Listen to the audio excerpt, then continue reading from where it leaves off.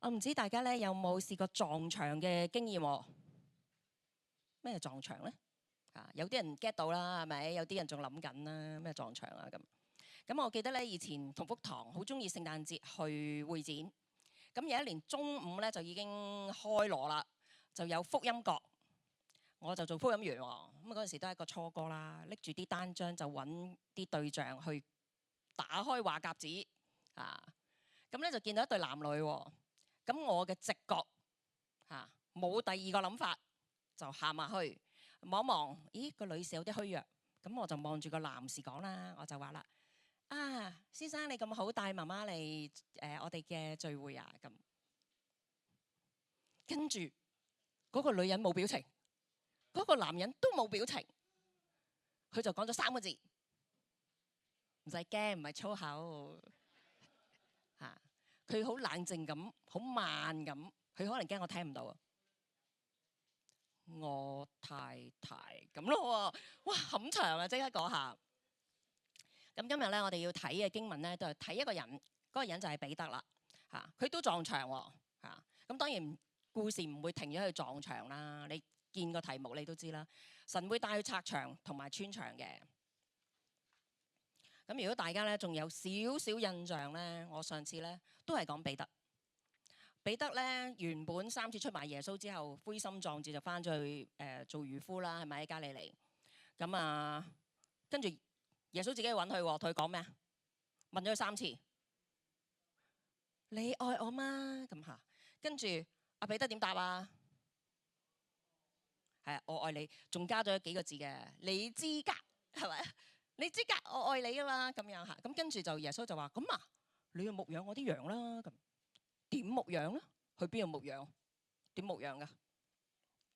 今日咧，我哋咧就會個故事咧就會順住呢一條故事線，就去到使徒行傳啦。使徒行傳咧係講緊耶穌升咗天，聖靈降臨，教會同福音嘅推進。咁經文今日咧，我係由使徒行傳嘅9章32節去到10章嘅35節。你知唔知有幾多節啊？好多節咯，唔會讀晒嘅，因為都讀唔晒。係咁，首先咧，我哋嘅開始啦，我用一個地圖去講。開始嘅時候咧，其實經文9章32節嘅第一句，佢係話彼得周遊各地嘅時候，門徒應 call 由加利利海去到耶路撒冷建立教會，嗰個係一個基地啊。佢哋就聚咗喺耶路撒冷，開始要發動建立教會同埋福音嘅推進。佢哋就四處去到地中海一帶羅馬統治嘅地方開始做嘢啦。彼得自己咧，第一站去到呂大，施行神蹟，將一個癱咗8年嘅癱子醫翻好，禱告，神蹟醫治。4號站約伯，見到一個女門徒死咗，條屍都洗埋噶啦，施行神蹟復活。唔單止咁，繼續推進，由城市去到地區，成個沙崙平原傳講福音。經文嗰度講，凡係看見過、聽見過，許多人信了主。彼得成唔成功啊？成功啊！有冇撞牆啊？冇撞牆啊！嗱，如果喺世界嘅角度咧，今日咧公司請到一個咁同你跑數咧，又係3個字：做到嘢，係嘛？做到嘢啦，有成績交都幾好喎，個推進得唔錯喎，咁樣嚇。咁之後咧講到10章嘅戲肉咧，就會主要咧係橫跨咗2個地區，就係喺4號站嘅約伯同埋6號站嘅該撒利亞2個地區裏邊去發生咗一個故事。好快去到10章，一開始我要介紹一個人嚇，呢個人咧係約引嚟嘅，喺成個故事裏邊，佢叫哥尼流，地點喺該撒利亞，時間咧係發生咗下午嘅3點鐘，佢睇到異象嚇。當其時咧下午3點鐘咧，佢去祈禱。佢咧係咩人咧？佢係一個外邦人。咩叫外邦人咧？因為成本聖經咧係用猶太民族做嗰個主線噶嘛，即係唔係猶太人嗰啲以外嘅就叫外邦人，一個統稱嚟嘅嚇。即係佢唔係猶太人嚇。值得注意嘅係乜嘢咧？嗱，佢都係一個幾唔錯嘅人嚟嘅喎。聖經講嚇，佢係營長嚟嘅嚇。佢係營長咧，佢就會管6個營，6個營即係管幾多人？600人。呢度有冇人管過600人？60人咧啊！你唔使舉手嚇，即係都幾勁嘅話是話。唔單止咁嚇，一個外邦人喺猶太人啲鄰居嘅口中咧話佢，喂，呢個人好得㗎，又劫富啊，唔係劫富濟貧，佢咧係好周濟窮人嚇，即係呢4字成語係啦。佢係周濟窮人嘅，同埋佢又有德望嘅嚇。喂，你諗下啦，如果你而家移民去英國，英國人話你頂呱呱，你真係唔簡單嘅嚇。佢就係一個咁都幾出眾，仲有喎話佢咧係一個常常禱告嘅虔誠人。嗱，呢個位咧，我哋就要停一停啦。其實嗰陣時咧，信耶穌呢樣嘢咧，或者耶穌基督呢樣嘢咧，係未傳到去外邦嘅。佢係唔識邊個係耶穌。咁點虔誠啊？虔誠邊個？佢嗰陣時係跟猶太人去信猶太教。猶太教即係咩咧？即係摩西律法，即係信耶和華。但係就未認識，唔知有耶穌，唔知耶穌係彌賽亞，唔知係救主嘅。佢係跟猶太教，所以點解佢3點鐘會祈禱？呢個係猶太教嗰一個嘅習慣嚟嘅。3點鐘咧就會去祈禱噶啦。發生咩事？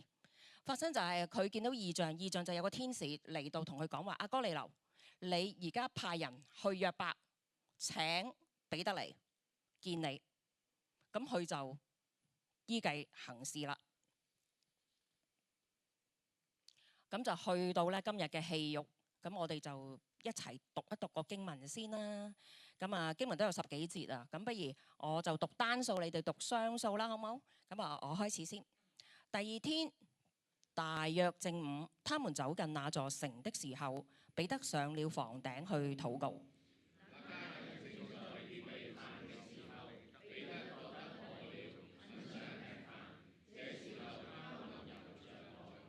看見天開了，有一件東西，好像一塊大布，綁着4角，降在地上。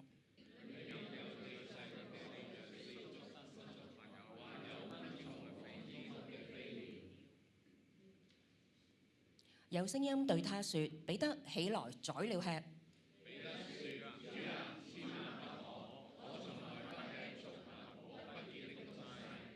第2次又有聲音對他說：神所潔淨的，你不可當作俗物。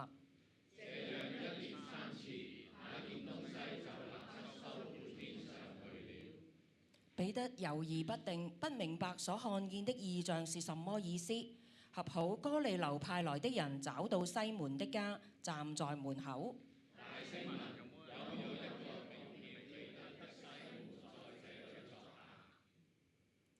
彼得還在思量那異象，聖靈對他說：你看有3個人來找你。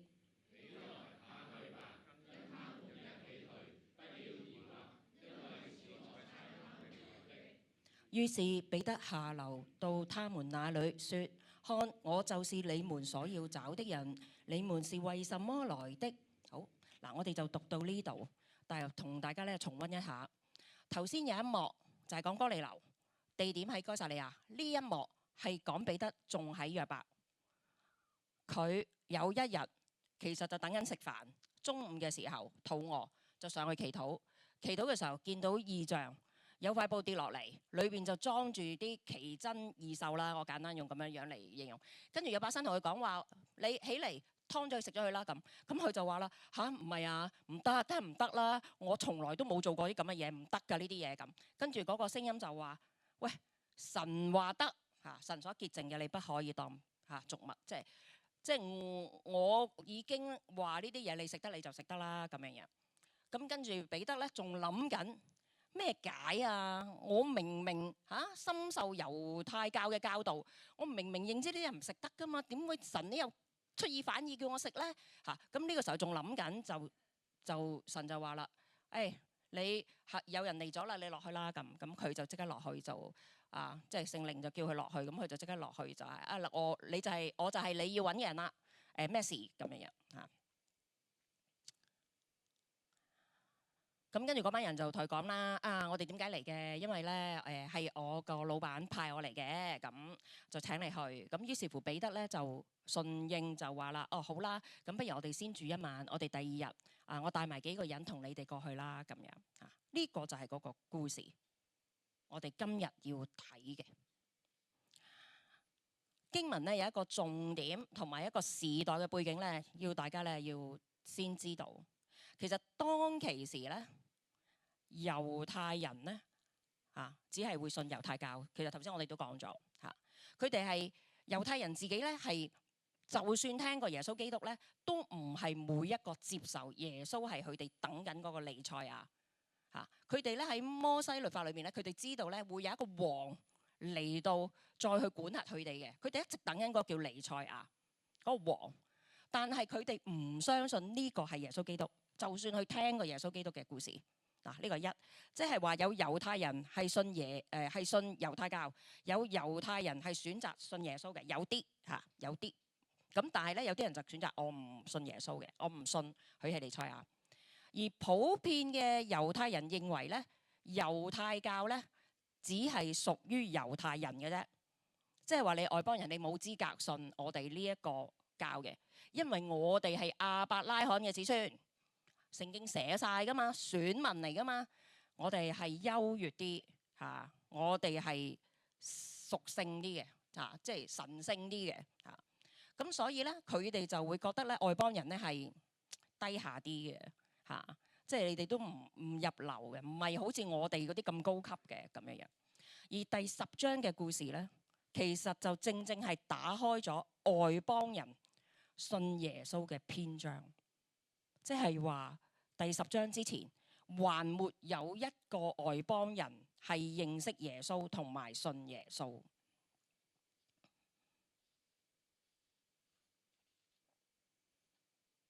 今日咧嗰個題目叫做撞牆彼得咧都有一個撞牆位嘅喎，咁係乜嘢咧？其實頭先經文講咧，佢係住咗喺某人屋企作客啊嘛。佢其實咧係住咗喺一個咧做皮嘅工人嗰度。如果和合本咧就叫嗰個做燒皮匠咁嚟形容。咁咧就咩係製皮工人咪製皮工人咧？咩特別咧？咁經文前後提咗2次添。做皮嘅就要劏啲動物，死屍猶太人嚟講係不潔嘅。基本上咁講，你明知嗰個人從事不潔嘅工作咧，一般嘅猶太人咧好我即係比較清高啲啊嘛，我聖潔啲啊嘛，佢哋係唔會接觸呢啲人，唔交往，唔接觸，最好冇乜嘢，冇乜交流啦冇乜交往啦。但係彼得去到嗰度住，仲住咗好多日喎。咁似乎呢度係講緊咩咧？彼得其實佢都已經跨出咗自己熟悉嗰個宗教嗰個嘅界線，咁跨出個宗教嗰個嘅界線啫，唔等於佢其實內外都絕對接受啊嘛。我唔知你有冇試過咧？有啲人咧，其實你好唔中意佢，個心其實好唔妥佢，不過你見到都會hello， 係咁。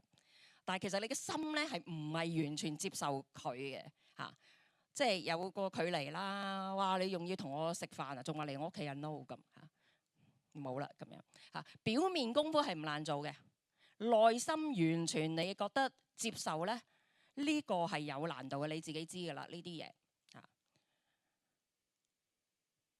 咁點解我哋要講呢樣嘢咧？呢個咧就係呢一幕係嘛？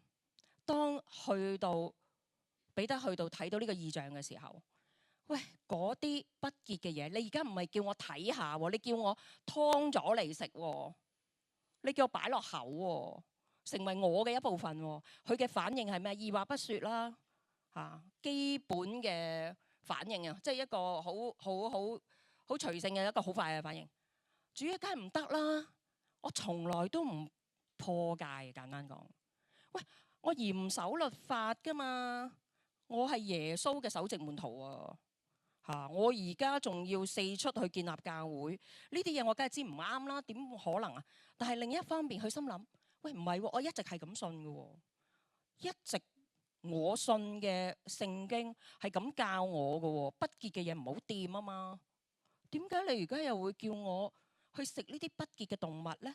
因為呢啲動物咧，其實就已經喺利未記嗰度寫到明，每一種邊啲食得，邊啲唔食得，邊啲食得，邊啲唔食得嚇。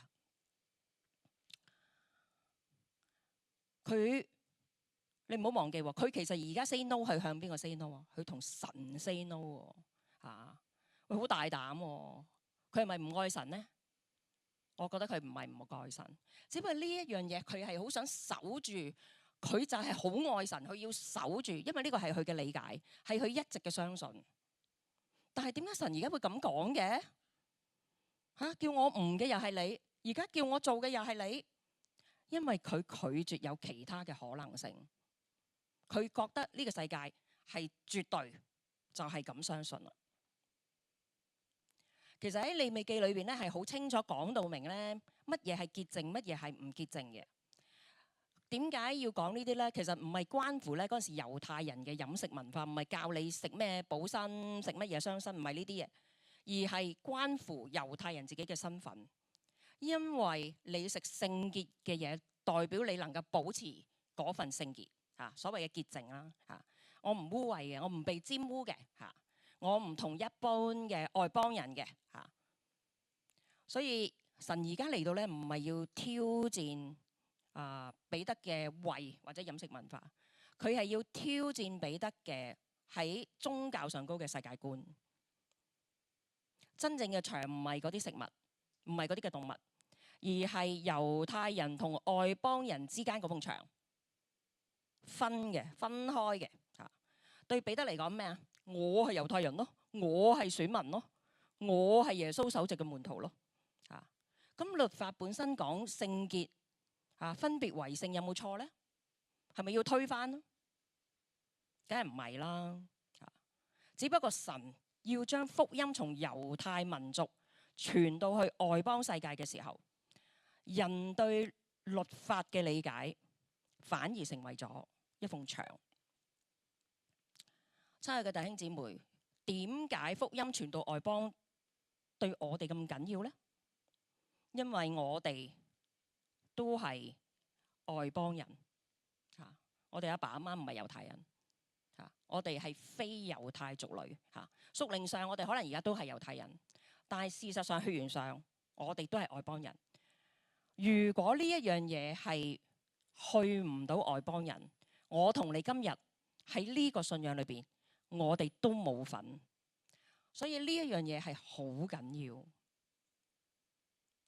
我以前咧都有帶組啦，帶小組。咁我以前咧都係一個好拘謹嘅人嚟嘅嚇。咁因為我細細個咧，我爸阿媽咧都係講咩啱咩唔啱，咩準做咩唔準做，應該做唔應該做。咁我咧就呢一樣嘢永遠行先㗎啦，即係要做唔做嚇。咁我去翻去開組咧，我就當公司開會咁。咁同埋咧，裏邊咧，因為好多嗰啲啱唔啱、應該唔應該咧，我裏邊咧就好容易有好多批判啊，嚇糾察咁啊。咁如果咧啲小組組員喺度講笑傾偈咧，我心裏邊就會話啦，正經啲啦，我哋而家分別為聖啊嘛，講笑咁唔莊重嘅咁咯。咁如果佢哋咧攞啲零食啊、買零食啊 hea 曬喺度啊咁樣樣，咁我個心其實講咩咧？搞錯啊！你細細個讀書都唔可以攞嘢出嚟食啦，開 party 而家，即我就真係咁樣諗。咁嚴重到一個地步，後尾有一段時間係點咧？嗱，即係有啲我舊組人喺度啊，知啊，就係我後尾係話唔可以慶祝生日，好驚啊，係咪啊？真，但係係真嘅。但係我想話咧，因為我好想點講咧？因為我信我嗰套原則就係屬靈嘅準則啊！我覺得咁係帶大家有一個好對呢樣嘢好認真、好嚴謹，單對神啊！唔好 hea，唔好嘻嘻哈哈啊！對個信仰，我係一直係咁信。咁啊，直到有一日啦，咁啊，我哋逢第4個禮拜3，我哋有琴與金香路祈禱會噶嘛。咁我哋都會有啲團契，我哋有時自己會 jam 下歌啊，聽下神有咩同我哋講啊咁。咁可能我嗰陣時個樣都我未被更新啦，我樣都係即係冇乜表情嗰啲啦嚇，即係可能我都係嚴陣以待嗰啲咧，即係抖察睇下有啲乜嘢記你一個小過先嗰啲啦。咁啊，咁咧就唔知點樣講開咩嘅。咁啊，同工阿倫就話其實咧弟兄姊妹團契都可以講笑可以玩嘅咁樣。咁我好感恩嗰次我唔係反台，我唔係真係覺得你唔啱，我係突然間覺得咧係聖靈光照，我覺得喂呢一樣嘢我冇諗過，喺我本字典度係冇㗎，冇啊，所以我係去唔到啊，我係撞牆。咁我突然間好似覺得乜得嘅咩？乜原來可以㗎？嗱，咁起碼因為佢係一個同工啦，咁我覺得佢講嘢都應該可靠嘅，佢唔會專登扇我噶嘛，係咪？咁就係咁樣啦嚇。原來咧，我用咗好多我嘅規矩咧，去當呢啲咧就係真理，呢啲咧就係屬靈嘅標準。咁我自己嘅限制，因為我成日覺得應該係咁樣框住啊嘛。其實我唔單止框咗我自己，我框咗同我有接觸嘅人。我亦都框咗神要做嘅嘢。我同彼得有咩似咧？嗱，彼得咧，佢就成日揸住嗰啲律法啊，猶太人都係咁啦，揸住嗰啲律法。佢就分潔淨同唔潔淨。我咧就將我自己嘅原則就當成係屬靈嘅標準啊。咁彼得咧為神熱心啊，咁佢就即係佢就以為自己係一直做緊嘅嘢係為神熱心啦嚇。但係如果佢唔拆嗰個牆咧，其實佢就攔咗到福音去到外邦世界。而我咧，我係以為我自己咧係把關㗎，我係做緊保安㗎，我捍衛緊成個小組㗎。我係一直咁相信嚇，真係好慘啊！人唔知自己嘅問題就真係好慘。咁彼得，我哋頭先見到啦，彼得就即刻話：哇，唔得㗎喎！咁因為撞啊嘛，同你信開嘅嘢撞咗啊嘛，咁你咪即刻覺得唔得㗎喎！我係咩啊？乜得嘅咩？咁樣啊？乜原來可以咁諗㗎？乜原來可以咁樣做㗎？咁樣嚇。咁彼得就好抗拒神，突然間即係我從來諗唔到嘅嘢，你咁樣教我，我呢下子真係即係輕機啦。咁我覺得我嘅昔日嘅我，其實我係抗拒緊神可以用嗰種小組嘅關係啦、融合，其實神可以做好多嘢嘅喎。愛都係聖經教我哋一個好重要嘅，要遵行嘅一樣嘢嚇。愛其實比可能我哋背咗幾卷書，其實嗰個威力還要強大。咁彼得佢嘅問題咩咧？彼得嘅問題佢係將律法呢一樣嘢擺放得大過神，所以佢會阻攔咗神嘅工作。我喺小組度，我都將自己嗰個原則絕對化咗，亦都係阻攔咗神嘅工作。咁咪升咧唔到咯，係咪？甚至乎將嗰樣嘢咧收縮咗嚇。因為我哋對神嗰個認知同理解咧，如果我哋滿足於喺嗰種狹窄裏邊咧，其實我哋永遠咧係過唔到關，我哋升唔到咧，因為你由始至終都只係你。第二樣咧講咧係拆牆，有時咧我哋要拆嘅絕對唔係環境嘅牆，係要拆嘅係我哋嘅心嘅牆。即係頭先我哋講咗咁多都係，我過唔到我自己個心啊嘛，我都唔係咁信，我都唔係咁樣知嘅一啲嘢。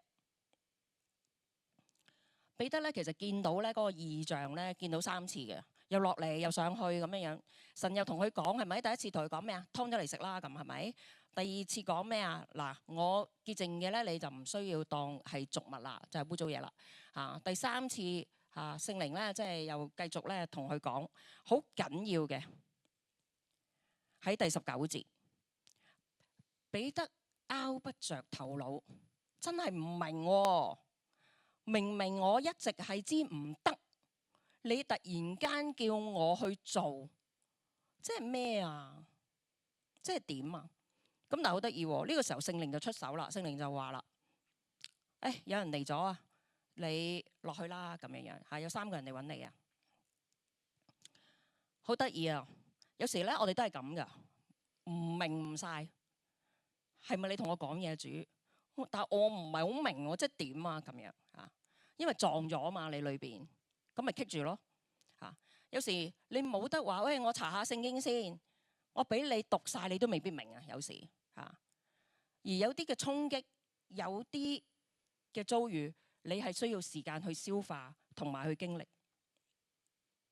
原來當彼得仲諗緊，神就已經做咗嘢。拆牆有時咧唔係一句就成件事完，拆牆咧其實係一個聆聽嘅過程。你唔明，神再講；你再唔明，我再俾啲嘢你睇，我再俾啲嘢你經歷，讓你去明。其實彼得係冇放棄過問神噶，佢係停留喺即係點啊？佢會同神講，佢會繼續去尋求，神又繼續同佢講。其實呢個係一個過程嚟。原來佢都未諗掂嘅時候，神已經做咗下一步。靈命成長有時唔係等我哋諗通晒先成長到，有時係你聽咗，你會唔會去行動？其實聖靈無時無刻都同我哋去講，我哋聽唔聽到呢？呢個呢係我呢排唔知點解成日見到呢一幅呢個 pose 啊。咁佢有時換咗其他嗰啲公仔。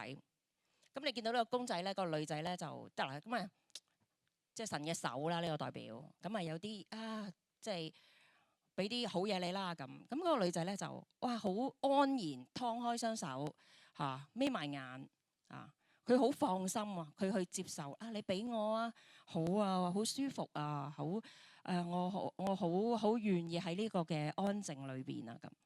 嗱，個男仔係點呢？哇，自我保護。隻眼望一望，好懷疑咩事啊？做咩啊？想點啊？係嘛？我哋會係邊一個多呢？我哋有時對於一啲嘅事物處境，我哋點去接收神同我哋去説話呢？我哋係安然喺當中等候尋求領受，還是我哋係自我保護抗拒懷疑呢？嗰度咧仲有一個啲英文字細啲嘅，咁其實呢度講緊咧係一個受教嘅心。如果咧我哋嘅心咧係裝滿自己嘅時候咧，其實我哋係冇辦法裝滿神。即係話咧，如果我哋成日都係我嘅嘢係啱晒，我咧，其實神同你講乜你都唔會聽到噶啦。神想點幫你行翻條容易啲正路咧，你冇辦法接收得到，冇辦法咧行得到入去。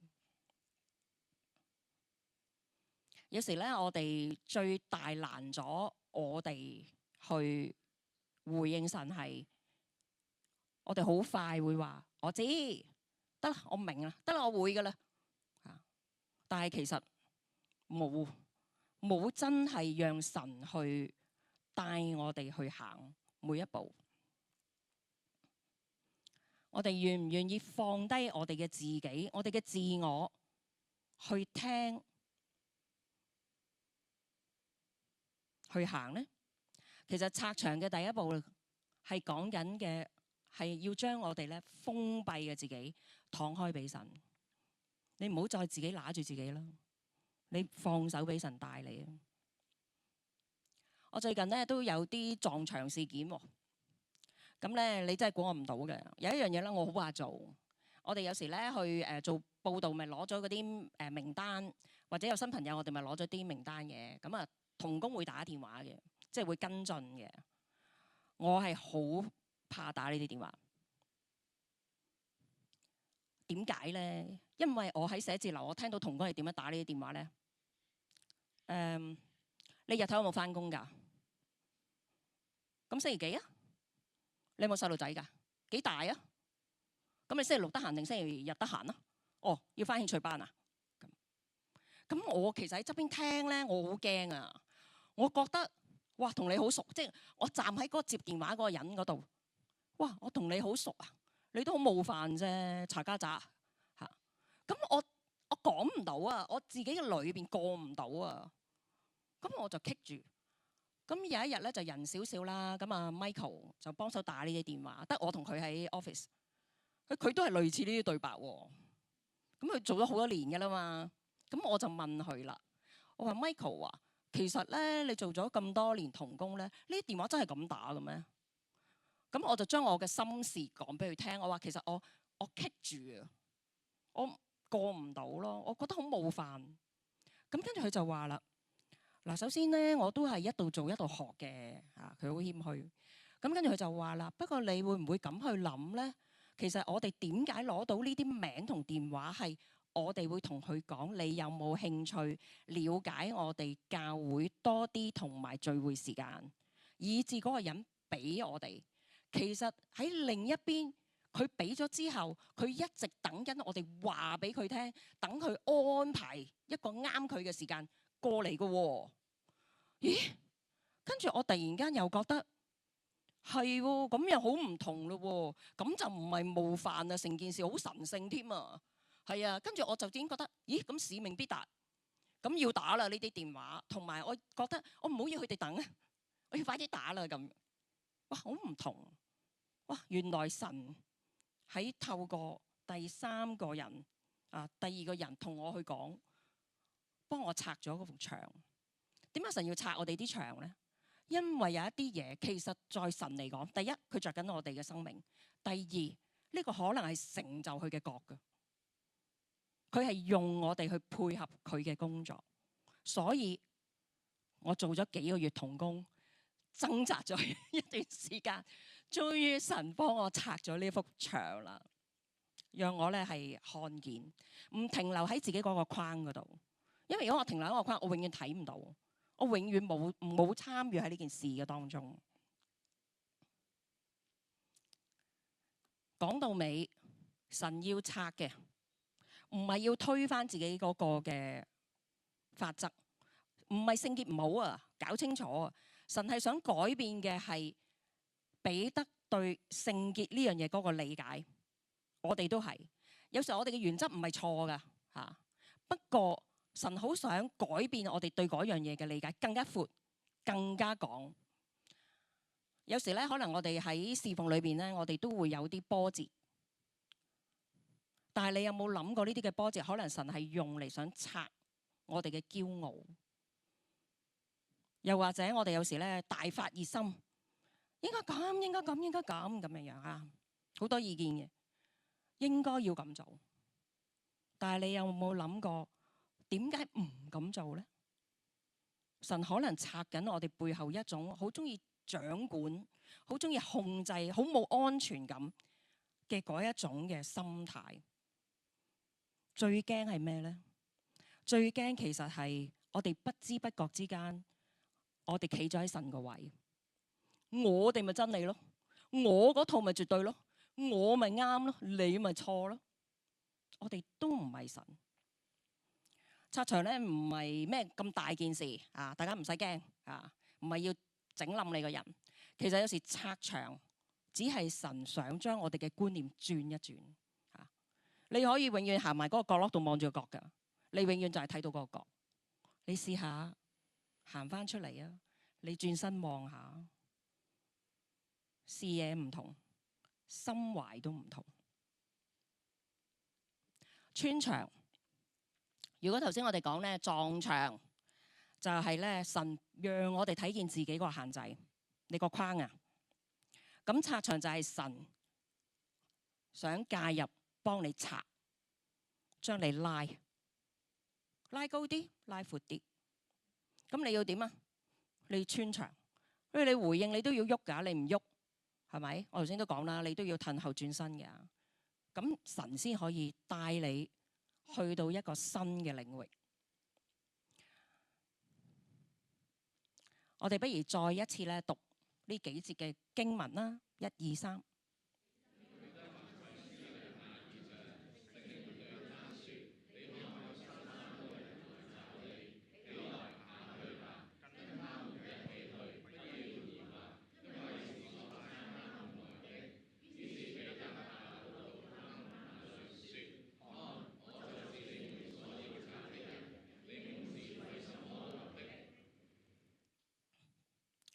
呢度出現咗好重要，就係聖靈對他說。彼得係先聽後行，兩樣都重要。你唔聽都唔會行啦，你聽咗唔行都冇用。彼得喺19節嗰度咧，佢唔係繼續思量、繼續分析、繼續祈禱，祈到清楚先做。佢唔係，佢係聽命去行。弟兄姊妹，神其實一早已經咧為外邦人預備咗福音。改變嘅唔係神嘅心意，我哋嘅神呢係不變嘅神，佢唔會心懷二意，只係佢要改變嘅係彼得終於都明白，真正嘅穿牆時刻咧，其實發生喺27節。呢度講緊呢，就係彼得終於去到該撒利亞，去到哥尼流間屋。呢個時候佢入到去，見到成棚人啊。而家講，原來哥尼流咧叫晒啲親朋戚友嚟到等彼得。我想話俾大家聽，對當時嘅猶太人嚟講，真係不得了。猶太人係唔會同外邦人有任何嘅近距離嘅。佢一入去啊，佢唔係停咗喺門口睇定啲先，唔係話大家保持距離。佢入去仲係咁多外邦人啊！哇，唔係一個成棚，你知唔知？如果俾其他猶太人見到，唔知點解釋啊？解釋唔到啊，唔得噶，禁噶。呢一幕比剛才叫阿彼得去食嗰啲湯嗰啲更加難，因為真係唔知點交代啊嘛，好震撼。但係經文話咩啊？佢進去，佢一行入去嗰下，佢嗰埲牆就去咗彼得嘅後邊，佢已經穿過咗。佢穿過咗嘅唔單止係嗰道門，佢穿過咗嘅係一個民族嘅界線，係一個宗教嘅傳統。佢穿過咗嘅係佢心理嗰個關口，原來係佢係話咩啊？萬不可。佢一次過穿過咗幾樣嘢。佢呢一着行入去，成個嘅宗教歷史改變咗。哥尼流和一家信主，第一個外邦人信主，成個嘅歷史，外邦人信主就係咁開始。喺經文裏邊呢，有幾個關鍵嘅詞語。當彼得咧入到去嘅時候咧，佢對哥尼流同埋嗰班親戚朋友講，佢話。其實你哋都知啊，猶太人本來係唔準，係唔準啊，唔係有得揀嘅，係唔準嘅嚇。所以點解好大件事？佢話，但係因為神已經指示咗我，所以我唔可以再將人去分俗與聖呢一啲咁嘅嘢。咁之後佢就話啦，所以咧我一被邀請咧，我係毫不推遲我就嚟咗。毫不推遲原文係講緊毫無保留。咩係毫無保留？毫無保留即係你唔會思索太多，唔會計算太多，你豁出去。你有冇試過為主豁出去？諗唔到係咪？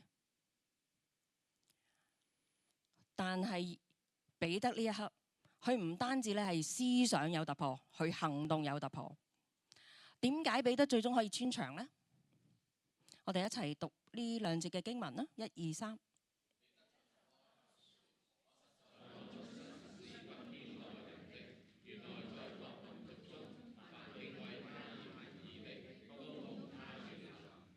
佢穿牆係因為佢對神有一個新嘅認識，所以佢話：我實在看出原來哇有個新嘅看見。呢樣嘢唔係佢去研經幾耐會知道，而係因為喺經歷裏邊讓佢有一個新嘅看見。佢行入去，佢體會到，佢明白到，佢理解到，佢再唔係嗰種頭腦嗰種填鴨式。要點唔准點嗰種，係因為佢順服，願意行出呢一步，願意行入屋，願意聖靈叫佢落樓，佢落樓。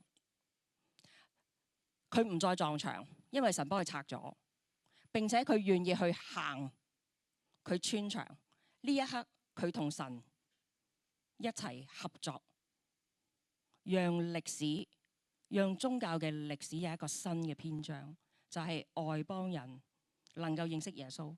當彼得入到去嘅時候，我哋今日唔會詳細讀個經文，佢就開始講信耶穌係點樣樣。於是嗰啲人就被聖靈充滿，隨即彼得就幫佢哋受洗信埋主。佈道會咧，我哋請咗黃建文弟兄咧嚟做嗰個生命見證。如果咧有睇《中年好聲音2》咧，就應該會對佢有印象嚇。佢咧唔單止係一個藝人，佢係一個弟兄嚇。咁其實佢嘅人生都係好多波折，好多場啊嚇。但係佢係點樣逢關過關呢？我相信神幫佢拆咗好多場。佢我劇透少少啦。佢係細細個嘅時候咧，佢父母離異分開咗。佢讀書讀到中2就冇讀書噶啦。跟住佢試過有一段時間咧，去咗澳洲街頭流浪賣唱。佢試過離開教會，當然而家亦都係返咗教會啦。佢試過睇唔開，企圖自殺，好多嘅波折，但係神一次一次幫佢去跨。一關一關幫佢去跨。呢2年嚟咧，神好使用弟兄啊！佢過去咧去過參與過超過100場嘅見證分享會。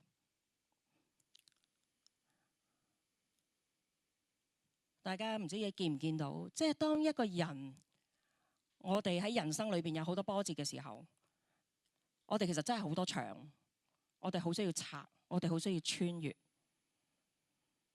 但係我哋更加需要嘅就係願意讓神去介入，讓神去帶領我哋。可能咧有啲弟兄姊妹咧會覺得聽到呢個佈道會咧都會話教會做乜無啦啦搞個佈道會啊？嗱，我真係答你，真係無啦啦嘅嚇，呢個就係個答案啦。咁因為咧其實當其時咧，我哋留意到咧復活節期間咧係連續幾日公眾假期嘅，咁我哋就諗。咦？如果平時星期6日我哋照平時嗰個時間崇拜，可能有好多弟兄姊妹會出咗去旅行嚇，咁咧就未必會參與到啦。咁但係復活節都係一個好好嘅紀念耶穌嘅日子啦，好想會一齊有崇拜啦咁。咁我哋就話啦，不如聯合崇拜啊，搞一場就早啲，大家參與完咁咪可以自己即係休息又好，去旅行又好咯咁。咁跟住我哋就諗咁去邊啊？咁租場要錢噶嘛，係咪？都好貴㗎咁啊！咁啊，突然間有同工話：喂，其實我哋可唔可以返摩頓台啊？咁嗱，摩頓台個場都好忙，咁又神又讓我哋攞到喎，嗰一日又真係冇安排喎，咁啊攞到啦咁。咁我哋就話啦其實又咁難得，又係復活節，有咁大個場，又有位剩㗎啦，我哋加埋晒都冇咁多人，好唔好搞佈道會咧？咁搞佈道會又要揾嘉賓講見證喎，講見證。咁啊，梗係揾個有人識㗎啦，因為你要邀請即係親戚朋友㗎嘛，就話哥尼流咁樣樣，要邀請朋友嚟㗎嘛。咁我哋其實就掉咗幾個名出嚟嘅。咁黃建文唔係第一個名，咁我哋係講下講咗佢個名出嚟。咁當其實有一半同工咧係唔知佢係邊個，因為大家冇睇《中年好聲音》嚇。咁就不如試下啦。如果神開門，呢樣嘢咪成咯？神係覺得唔係嘅，會閂門㗎啦。我哋都未試過做，冇試過啊！佈道會第一次啊，柴灣堂。咁啊，即係好隨意嘅。祈禱啦，神會搞㗎啦，咁樣樣嚇。咁啊，好淡然嘅嚇。嗱，時間咧亦都其實唔係真係一個好理想嘅時間嘅。如果你用理性咧，我哋其實做完214冇幾耐啊。我哋其實傾呢樣嘢嘅時候咧，係啱係214期間，跟住要放假啦嘛。咁其實根本已經知道3、4月咧，即係你數數手指，我哋真係好多聚餐，即係都70%啦。我諗有個個禮拜。咁啊唔緊要啦嚇，又諗到又有人認同，咁咪照做咯。嗱，有啲似阿彼得嘅嚇，其實諗唔諗得通，諗唔通㗎，唔知係點發生㗎，咁照做啦咁樣。嗱，穿牆咧就首先講唔代表一定係成功嘅嚇，我哋就係順應神。既然佢開路，佢開門，我哋就照行。咁第一個禮拜我哋聯絡黃建文咧係冇回覆嘅，冇反應啊。過完年咁啊，都喺度仲諗緊跟唔跟進好咧，定算咧咁咯。咁跟住有一日咧，就係同阿倫咧就 WhatsApp 我哋，佢話啊，今日我入杏兒中學，好奇怪，佢哋做一份功課咧，係老師叫佢哋睇黃建文嘅 YouTube 嘅見證，然之後做一個生命反思。咁我哋就好似好攪動啊，好似有啲嘢喎。神你係咪都喺當中有啲心意咧？咁嗱，原本我哋有平淡，就趨向懷疑。咁我哋就自發地去睇個 YouTube， 我自己都冇睇過。我知佢係做好多即係出去做見證，但我其實唔係好知佢生命係點。睇完之後咧，我哋就由冷淡轉向期待，就覺得要跟啦，就要跟啦。一跟佢就好快回應，幾日之間確定晒所有嘢。咁原來嗰段時間佢去咗澳洲短宣1個月，佢而家仲喺澳洲未翻嚟。摩頓台嗰度咧係有650個座位，幾多人會嚟咧？我梗係唔知啦。但係在同工嚟講，我哋不疑惑，因為我哋看重嘅唔係數字啊，我哋看重係神想做，神要做，我哋去配合，我哋去回應。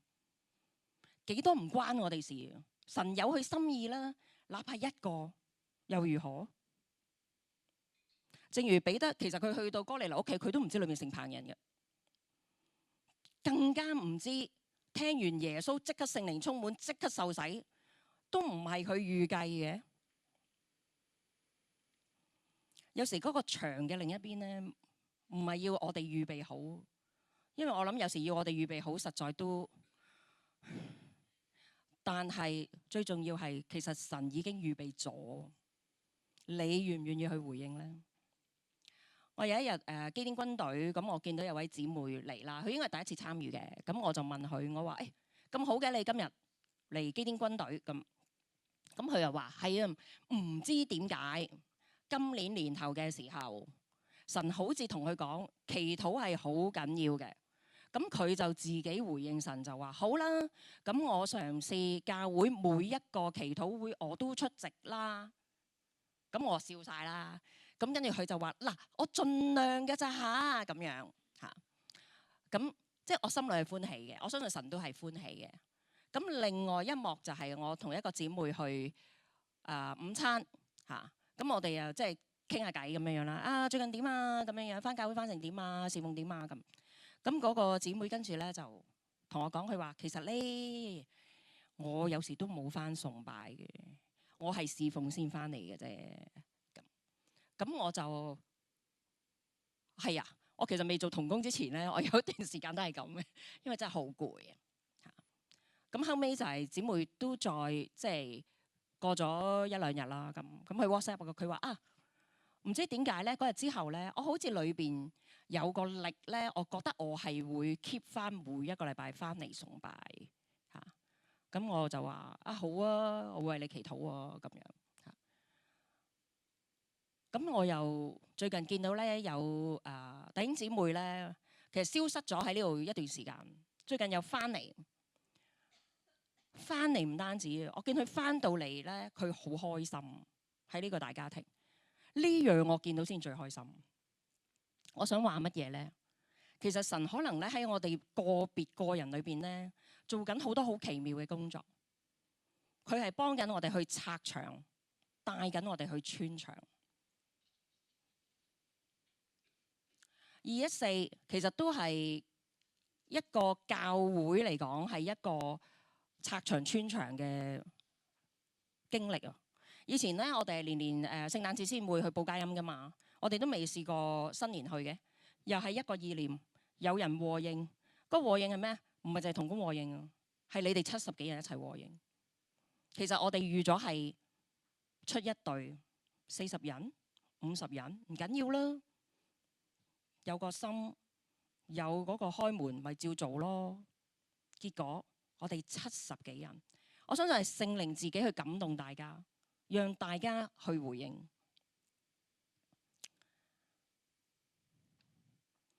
你話成唔成功？我唔知成唔成功。我嗰日見到嘅係街坊好接納教會，我哋又好開心落到去做報道、去敬拜各樣。我覺得神係拆緊教會一部牆，呢棟牆係由過往我哋會個焦點係放喺我攞到幾多張聯絡表格，有幾多嘅人信主。而家個轉向係去到嘅係到底我哋同街坊有冇真心同行，有冇同呢個社區建立嘅關係。我哋去到同好多嘅街坊去傾偈，我好似覺得我哋好打成一片啊！即係呢一個係一個好美麗嘅圖畫。東區異象大家都知啦，係咪？我可能開始識背添啦。如果東區真係神俾我哋落嚟唔係做 show， 我哋有啲人喺呢度住，喺呢度出入，喺呢度生活。我哋係活在東區，教會係成為呢個社區嘅一部分，而社區亦都係成為教會嘅一部分。呢度有好多咧，我哋出入會見到好熟悉嘅面孔。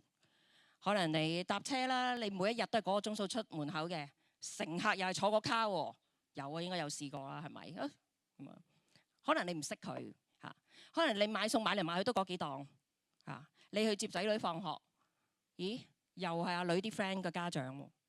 我哋會唔會同呢啲嘅鄰舍俾張報道會嘅飛佢咧？我哋會唔會開始同佢哋有一個笑容開始？或者會唔會講多兩句？佢哋會唔會係神喺另一邊預備咗嘅哥尼流呢？咁你又會唔會係嗰個願意入屋進到哥尼流屋企，見到佢成棚親戚朋友嘅彼得呢？呢個世界最難最大嘅牆會係咩？難得過耶穌墳墓嗰個石牆。好難推開嘅喎，係嘛？聖經講，照嘅人係推唔開嘅喎。不過你同我都知道，耶穌已經復活咗，冇嘢難得過復活咗嘅耶穌。10章20節嗰度話：起來！神嘅教會唔係喺度呆坐噶，唔係等運到噶，下去。你願唔願意落去社區嘅裏邊，和他們同往？記唔記得我哋嘅異象宣言啊？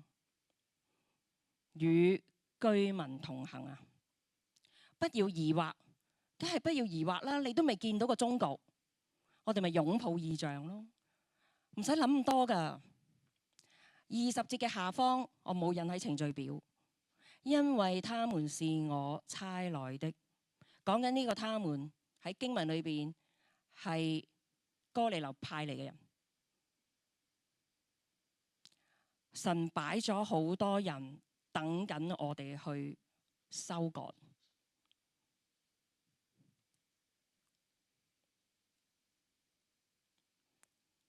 神讓我哋咧一步步咧喺東區裏邊明白更多。我相信佢等緊我哋回應更多。總結撞牆，如果我哋今日講緊就係發現我哋自己嘅框框好有限，拆牆就係神介入要處理我哋嘅框架。穿牆就係我哋順服回應聖靈，帶領我哋去穿過人嘅限制同埋領域。今日神會想拆我哋邊埲牆呢？會唔會係人呢？有冇啲人你見到就死火？會唔會係你嘅侍奉？會唔會係你嘅安全感？定係你所謂嘅成功？當神要拆，咁你肯唔肯行入去？讓我哋咧有個安靜嘅時間。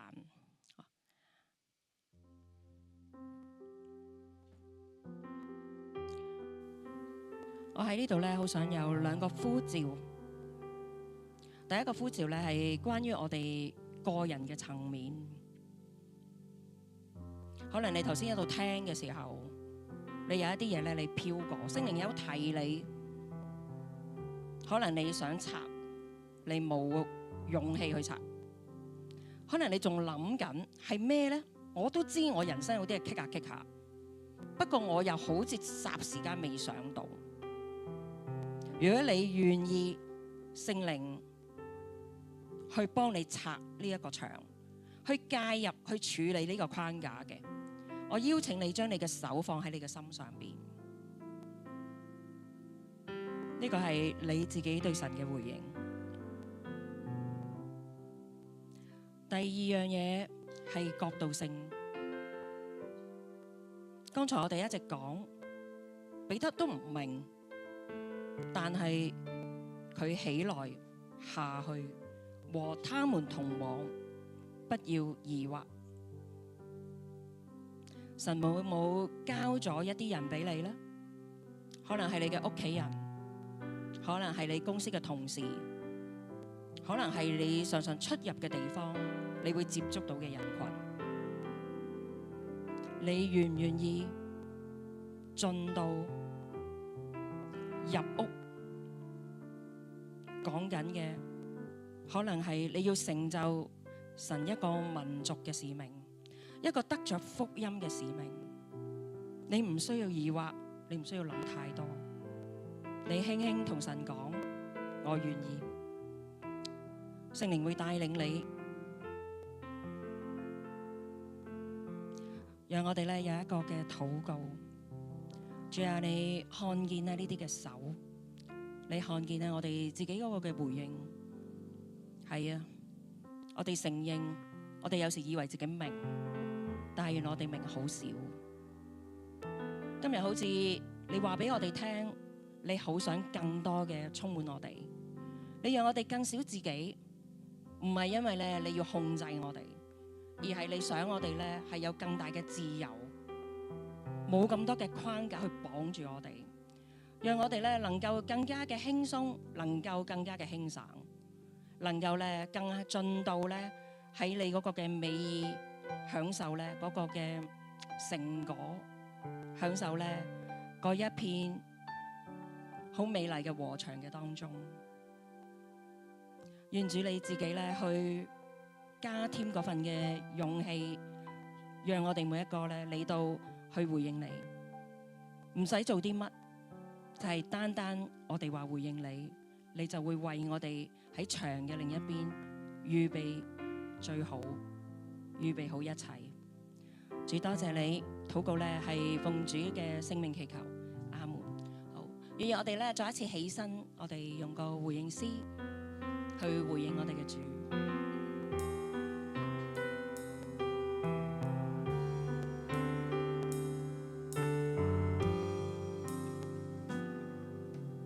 軟弱創傷的，誰給他擁抱？缺乏與飢渴，誰給他餵飽？我若去關心最渺小的一個，就等於接待我的王。我效法基督，要放低所有，我定義一生隨主的腳蹤。我願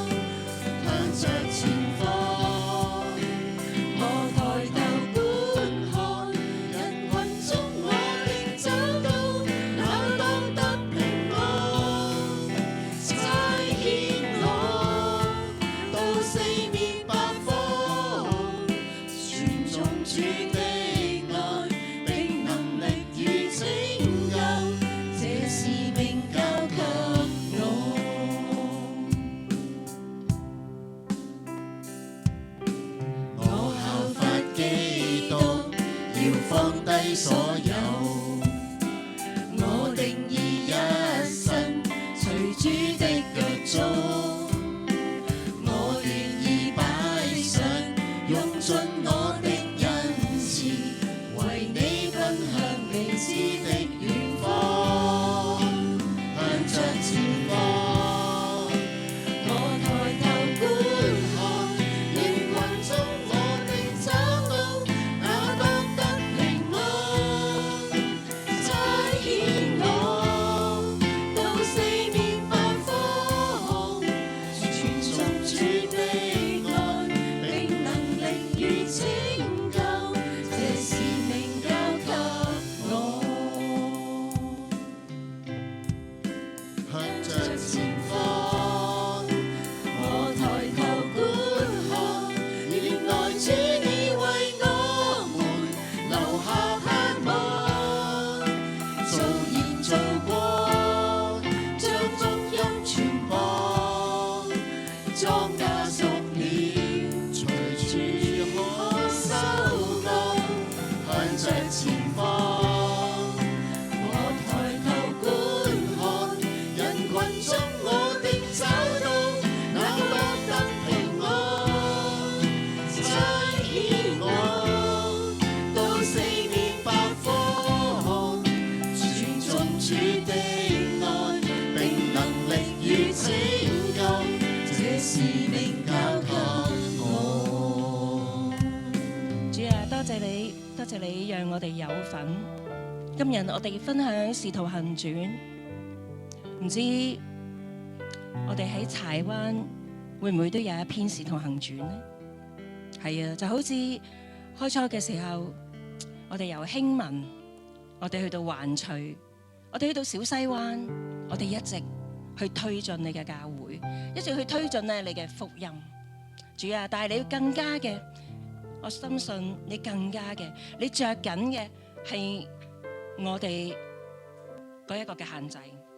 你要嚟到咧，有更多嘅充滿我哋每一個，擴張我哋，提升我哋，讓我哋咧係喺當中提升我哋嘅高度，擴闊我哋嘅心懷，並且擴張我哋嘅境界，我哋嘅視野。主啊，願意咧你嘅心成就喺你嘅教會嘅當中。願我哋一齊張開雙手，我哋領受三一神嘅祝福。願天父嘅慈愛、耶穌基督嘅恩惠、聖靈嘅交通、權能同埋醫治，常與我哋各人同在，直到永永遠遠。禱告係奉主耶穌基督聖名祈求，阿門。好多謝各位。如果需要禱告服侍嘅，我哋有代禱者喺呢邊，可以為大家祈禱。